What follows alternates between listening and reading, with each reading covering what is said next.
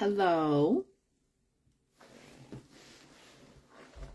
So I want to tell you, well, first of all, I want to say, how's everybody doing? How you feeling after, Mother's Day?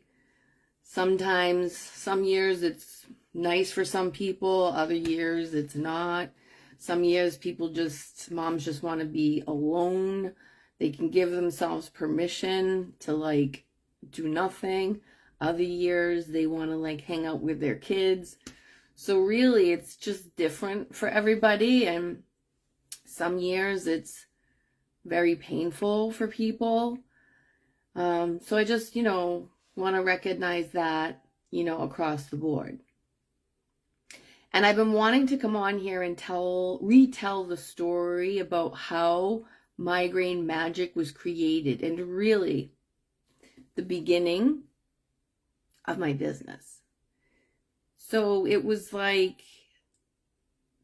weeks. Hi, Nancy. It was 3 weeks before Christmas 8 years ago. And, I had 4 little children. And really, it was my daughter. She was between 6 and 8 at the time. And I was in the kitchen. And she came downstairs and she had her baby blanket, which was a combination of one of her grandmothers crocheted her a blanket, and a person that I worked with, a friend of mine from work, crocheted 2 pink blankies. And now they're just like a rat's nest, and they're combined, but they're her blankies. And so she came downstairs and she had her blanket real tight. And she's like, "Mommy, I feel sick. Mommy, the light hurts my eyes. Mommy, anytime I move, I feel like I'm going to throw up." And I was like, no. It was my worst nightmare had come true. At the time, I still had chronic migraines.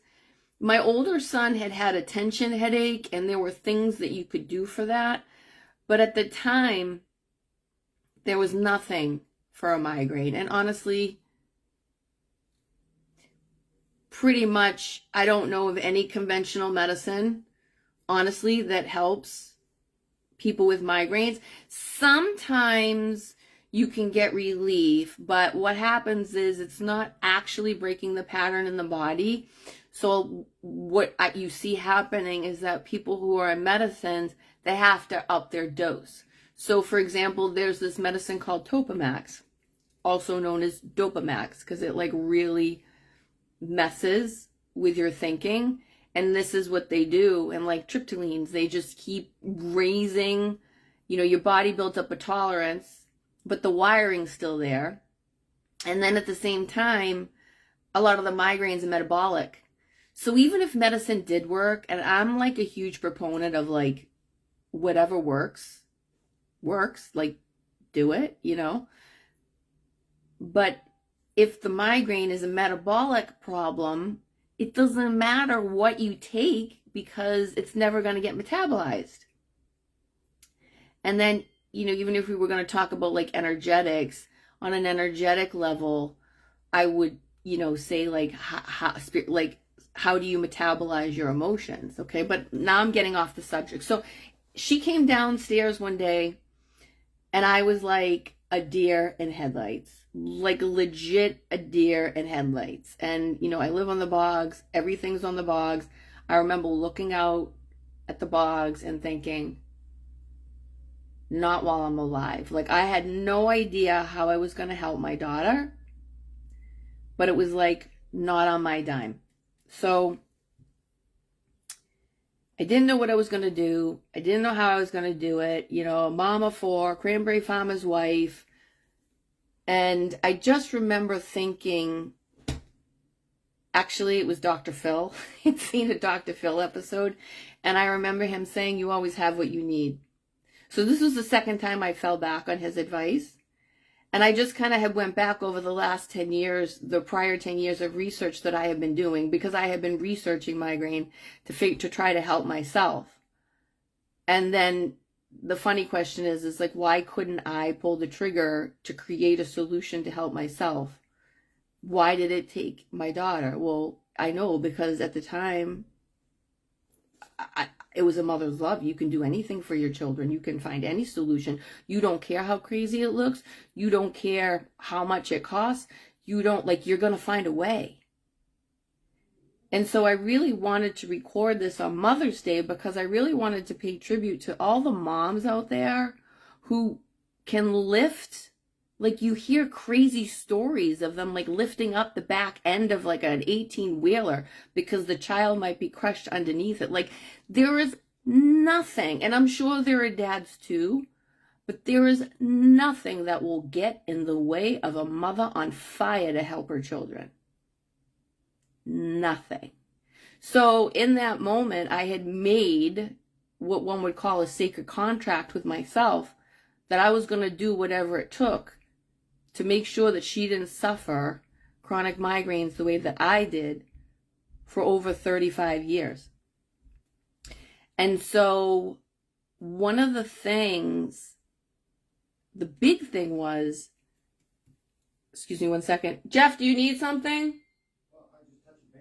Okay, I'll be off in 5 minutes and Jeffrey's next door. I'm on a live right now. So the greatest thing is, even though I wanted to help my child more than anything, selfishly, I couldn't bear to feel helpless with my child in pain. Like, if there was anything that I could do to prevent feeling helpless, to be able to kind of like help my child, I would do it. And so creating the migraine remedy was never anything that I set out to do. Being an entrepreneur was never anything, never even occurred to me. And furthermore,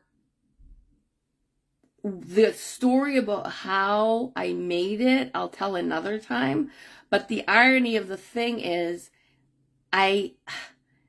something was pushing me. Like, there was this thing, this energy coming through me to create this, and it wanted to be created like 3 weeks before Christmas.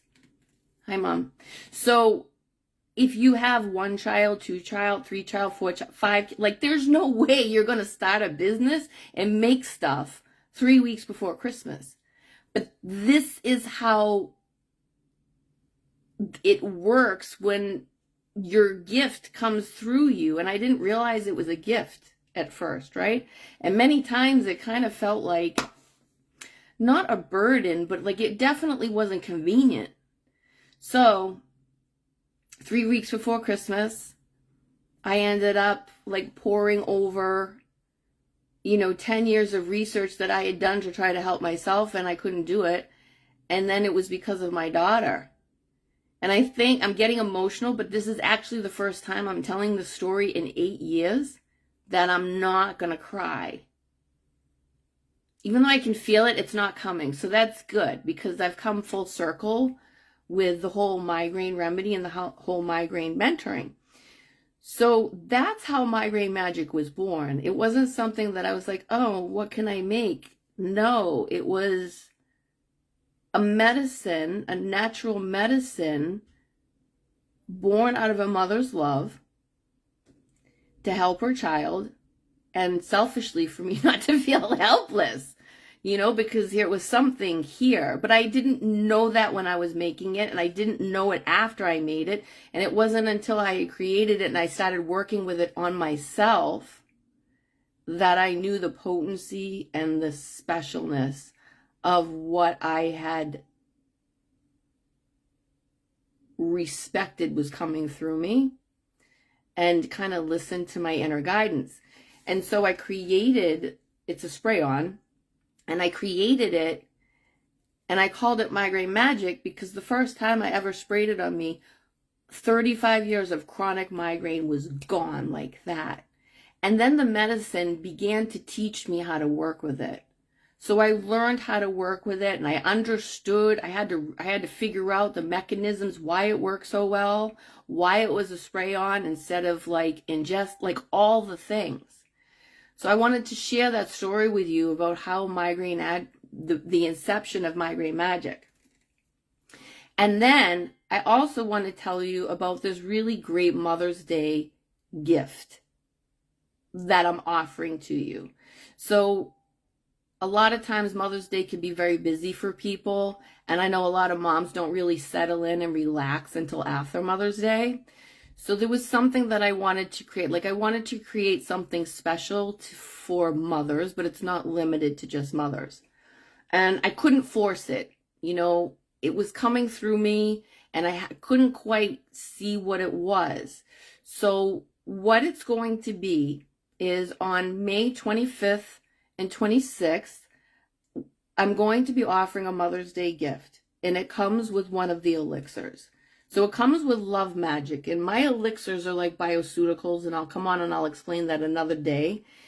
But they work on the emotions, and they work on the nervous system, and they work on replenishing your nerves. Okay? So that being said, the price of the Mother's Day gift is the price of the elixir. And in addition to the elixir, I'm going to be attuning you to a bunch of different pieces of your own cycle. Like, there's so many cycles that women feel that they can't name. So I'm going to name a lot of these things. I'm going to speak to them. I'm going to have a conversation with you, and I'm going to touch your soul. And so this is not something that I've ever offered publicly outside of my private coaching or in like my inner circles. And I'm going to facilitate healing on 2 days. So it's not me. It's not going to be me healing you. It's going to be me providing the environment and getting you in a place where you receive the healing. And then on top of that, I'm going to give you also a recorded masterclass about how, like, the moon, they're called moon sparks, and it's how, like, the moon moves inside your body. And there's different pieces of your body that actually, when the moon's moving, you can actually feel a heaviness. And that's how you know where the moon is, like, affecting you in your body, and then how you can take steps to work with it. So again, it's going to be May 25th and May 26th. In addition to that, I'm going to be attuning you to, like, Venus on Friday and the new moon that's coming up. So there's a lot of stuff that I really want to share with you that I think you'll be like, oh yeah. Because when I work with women, it's just, you know, a lot of times they're like, I knew that. I felt it. I didn't know how to speak to it. I didn't know how to name it. So if you're interested, you can DM me for the link, and hopefully by tomorrow I'll get the, like, what you call a sales page up. But until then, I hope everybody got what they needed out of yesterday, because everything is always working for us, whether it feels good or not. There's always medicine in the present moment if you've cultivated an awareness and you're able to see it.